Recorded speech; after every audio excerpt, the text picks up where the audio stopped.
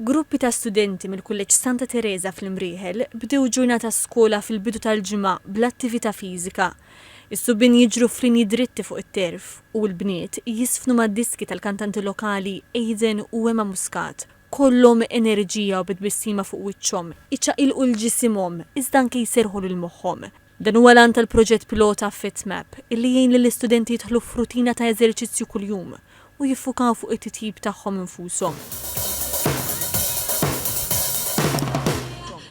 Il-koordinatur ta' dan il-proġett, Andrew De Celis, qal li għalissa beda f'6 skejjel mal-istudenti ta' 9 u l-10 sena. Li daw se jkollhom l-opportunità li jaraw fiex qegħdin u se jiġu mogħtija permezz tal-għajnuna tal-għalliema possibilità ta' kif jistgħu morru għall-aħjar x'eżerċizzji jistgħu jużaw biex meta jerġgħu jagħmlu dan l-eżerċizzju jaraw kemm marru l-qudiem. Il-ġenituri wkoll magħhom mal-istudenti jistgħu anke permezz ta' possibilità online idaħlu l-informazzjoni u jaraw hemmhekk fiex qegħdin.